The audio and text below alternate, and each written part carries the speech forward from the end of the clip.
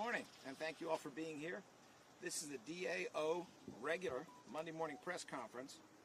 Today we have an especially important main topic, and that topic is about the safety of people who are going back to college. They're going back to universities. They're going back to schools. Philadelphia obviously is known for some of its incredibly highly ranked, extremely effective and important universities, known nationally for this. Well, we are here to say, and we are here to say it together, that we are doing everything in our power to make sure that when people go back to school that they are safe, that people who work at these institutions are safe, and that when crimes are committed against them or anyone else who is in this community, there will be real consequences. In other words, we are here, among other things, to talk about the conviction of defendant Charles Young in reference to a robbery aggravated assault that occurred in the 2100 block of West Olney, which is where we are right now, near LaSalle University, which is where we are. Actually happened over there. It happened down the street and around the corner. And one of the two people who committed that crime now stands convicted of first-degree felonies and is looking at real consequences that he deserves. A second defendant has not had his trial yet. We fully expect him to be looking at real consequences for what is, in my mind, a terrible crime. I want to start by acknowledging some of the community stakeholders, elected officials, staff who are here. We have with us State Representative Stephen Kinsey of the 201st Legislative District, who has been such an ally to this office and to the PPD and to other law enforcement in all of our efforts to keep people at these institutions and around them safe. I want to also acknowledge Jeff Chapman, who is the Assistant Vice President for Public Safety at LaSalle, where we all know that there is constant work to keep students, faculty, and others safe. I want to acknowledge Captain Maisha Massey, the commanding officer of the 35th Police District, which works very closely with LaSalle, works very closely with us on all sorts of different cases that they handle. I have with me First Assistant DA Robert Listenby, ADA Greg Dachko, who is the prosecutor who prosecuted this case, is here, and he will give you details in relation to the specifics. We have ADA Deborah Watson-Stokes, Senior Advisor on Professional Development and Special Projects. And we have Joe Budd, who is the Executive Director of Men Who Care of Germantown. For those of you who don't know, Men Who Care of Germantown does tons of prevention work. It does that work around here. It does that work in schools throughout Philadelphia. I'll just tick off 5 where they are now: Emlyn, Roosevelt, MLK, Pennell, Pennell, Roxborough. These are all places where they have a program known as Real Talk with Men Who Care. And the purpose is to get people on the right track before they do something that they cannot undo. Joe Budd, Executive Director of Men Who Care of Germantown, is also here with a group of community leaders and faith leaders who will be standing with him today.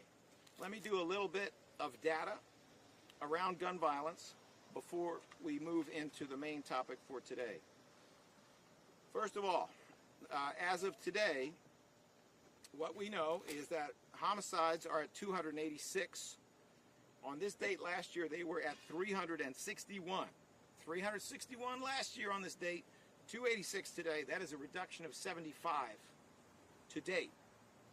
For those of you who really want to look into the data, you will notice that on this date in the last several years, this is the lowest number of homicides since 2019. In other words, we are back at a number that was a pre-pandemic number. The pandemic really kicked in March of 20. This is the lowest number since the pre-pandemic period. Obviously, it is not enough. We are not going to tolerate one homicide, and we are always going to fight for there to be fewer homicides and fewer crimes. But it is encouraging to see that we are now 21% down from last year when it comes to homicides. If you're wondering whether that applies to shootings as well, it does. The number of shooting incidents is not down 21%, it's down almost 22%. The number of shooting victims is not down 21%, it's down almost 24%. So obviously we have a long way to go, but as I think we have said at other times, if the pandemic was a mountain when it came to gun violence, then we are halfway down the mountain. And we need to keep pushing, but we also need to be encouraged. The number of homicides from August the 18th through August the 24th was 7. The number of non-fatal shootings was 23. Let's put that in context. 7 homicides. Obviously awful. The average during the pandemic was 10.5 per week. So it represents a reduction of a homicide every 2 days, which once again, we have a lot more work to do, but it is at least going in a better direction than it was. If we look at the number of gun or gun violence incidents, which means both illegal possession of guns and also crimes committed with guns, there were 108 arrests made from 132 incidents, and of the 108 arrests made, the DA's office brought 107 of those cases.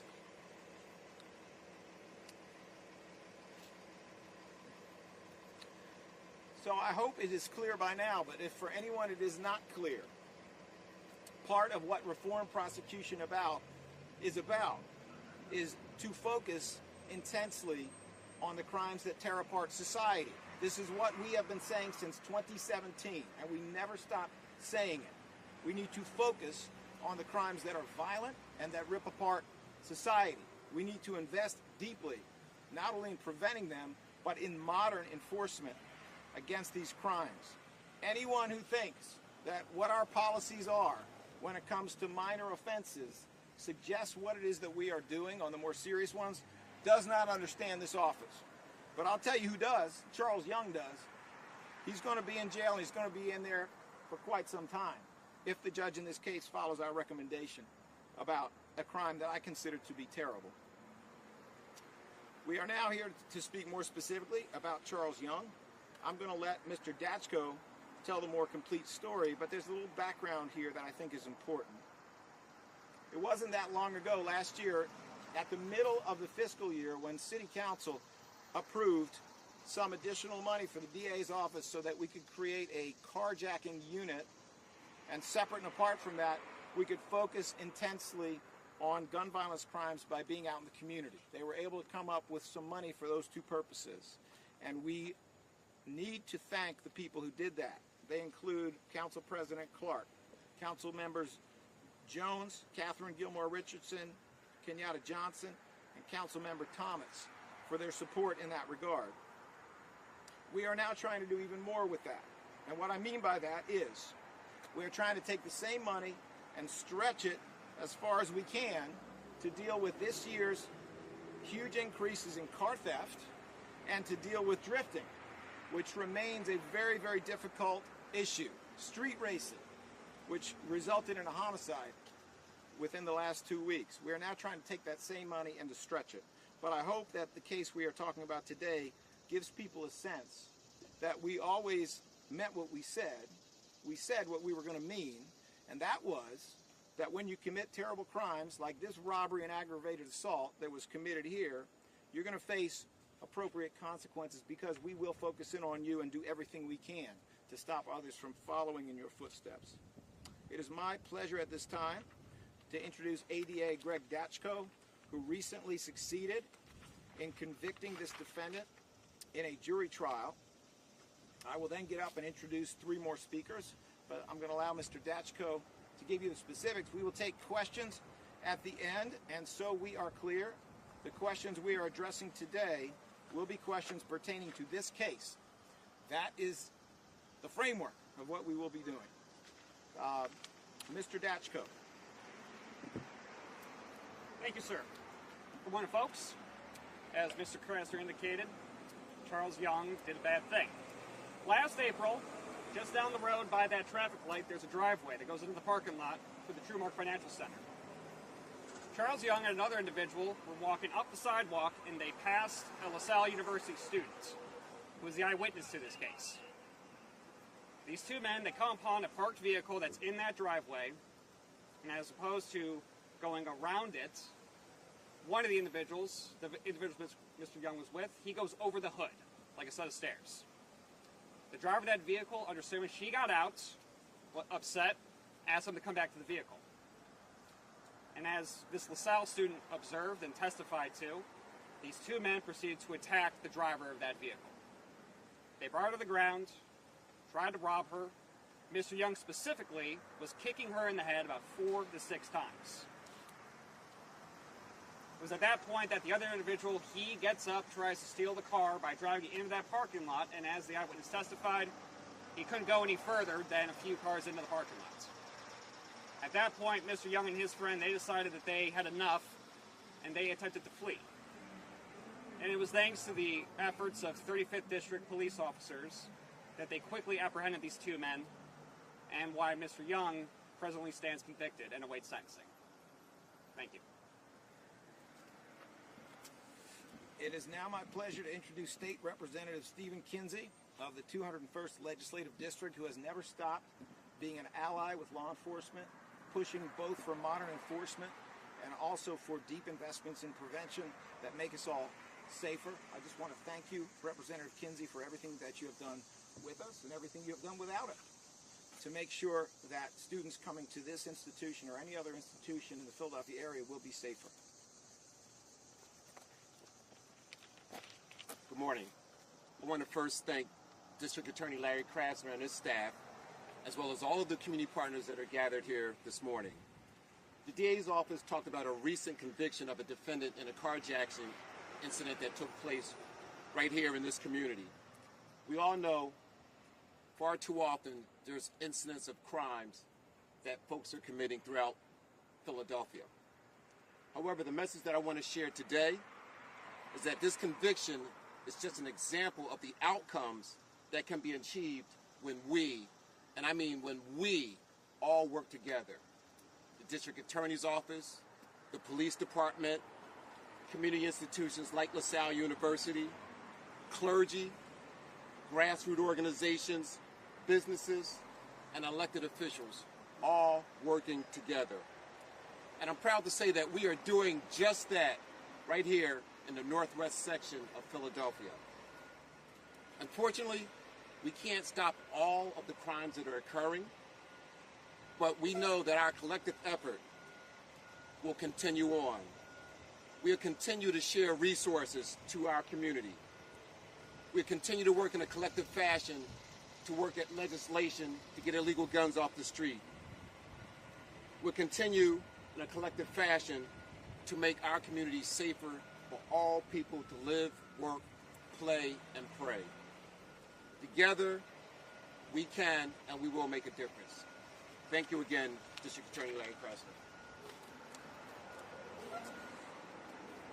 Thank you so much, Representative Kinsey. It's now my pleasure to introduce Captain Maisha Massey of the 35th Police District, who works, as we said earlier, works so closely with other law enforcement, including at LaSalle, to make sure that students and faculty and others in the community are as safe as possible. Captain Massey? Good morning. Thank you, D.A. Krasner. Good morning. It has always been the Philadelphia Police Department's mission to ensure a better quality of life here in our great city of Philadelphia. Our mission is to use directed and targeted patrols in our most violent crime areas, gathering intelligence to target our prolific offenders who are drivers of the violence of crime and criminal offenses.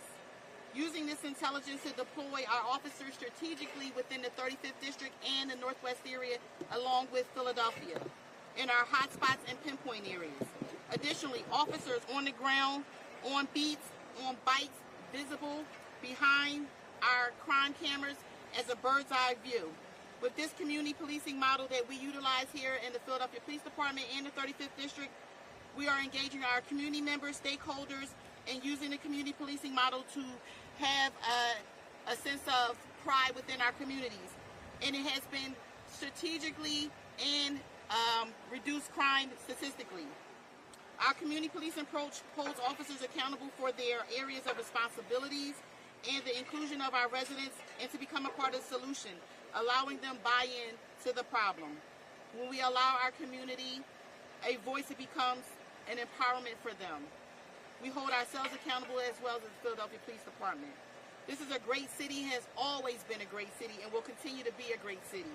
We will continue to effectively enforce the laws constitutionally and correct with our officers, our local, state, and federal officials, and we will continue to work with our partners such as LaSalle.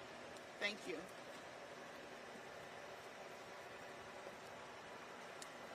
Captain, thank you so much for those thoughtful words. It's now my pleasure to introduce Jeff Chapman. Mr. Chapman is the Assistant Vice President of Public Safety for LaSalle University.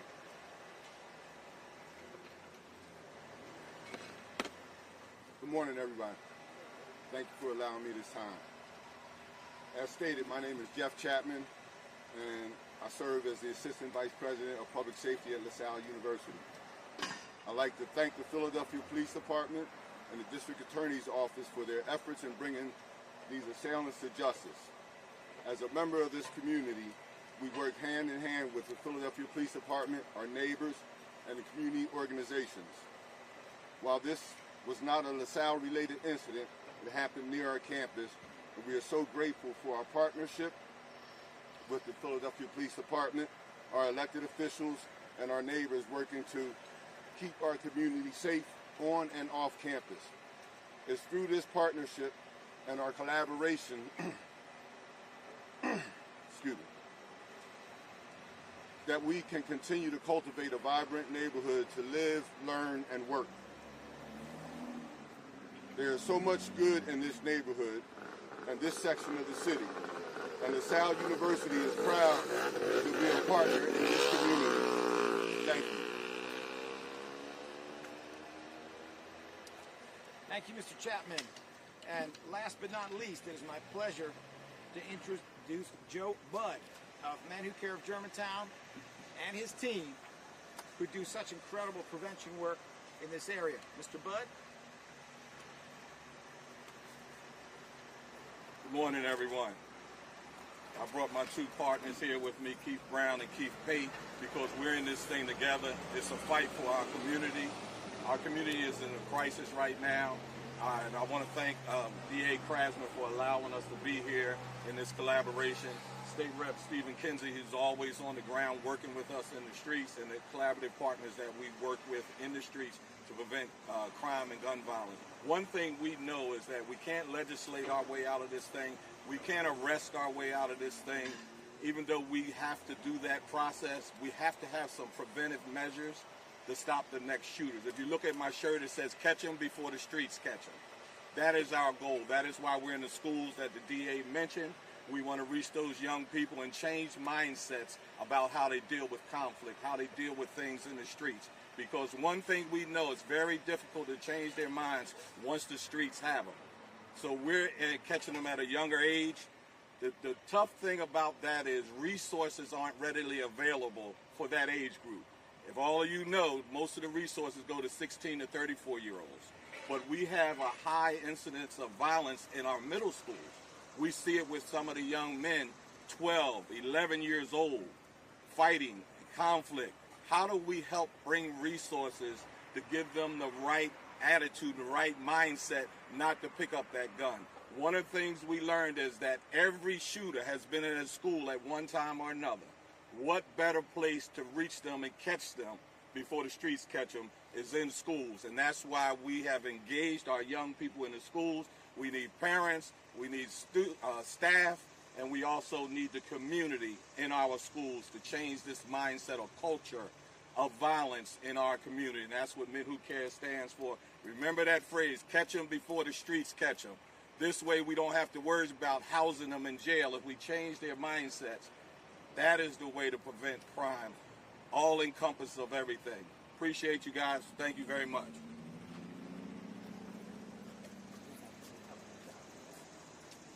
Thank you very much, Mr. Budd and Men Who Care of Germantown. At this point, we're going to go to Q&A. I have one preliminary comment. After that time, I will call on everyone who's here, but let's understand the topics that we are going to comment upon are this case. That's it. However, as a preliminary matter, because there has been a lot of interest, I want to say this.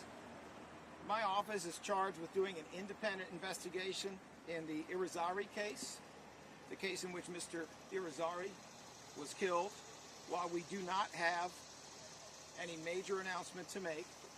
It is correct that we have been in good contact for quite some time with representatives of the Irizarry family, and just as we have been able to download a lot of information from the Philadelphia Police Department, we have been in contact with them for a period of hours. We look forward to meeting the family in person, face to face, in the near future, and we are of course doing this in the way that is proper, which is by going through their attorney representatives. Maggie Kent, 6ABC. Yes, that's me. Just to piggyback off that, not my story today, but since you brought it up, will you be showing the body camera footage to the family during that meeting? That is not a question for today. Do you have any questions about this topic? Yeah, of course.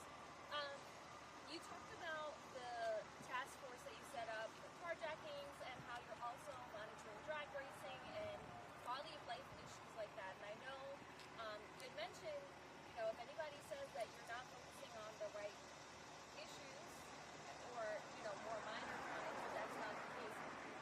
The question that I have today is about the shooting that happened in front of Independence Hall. That's not this topic. Do you have a question on this topic?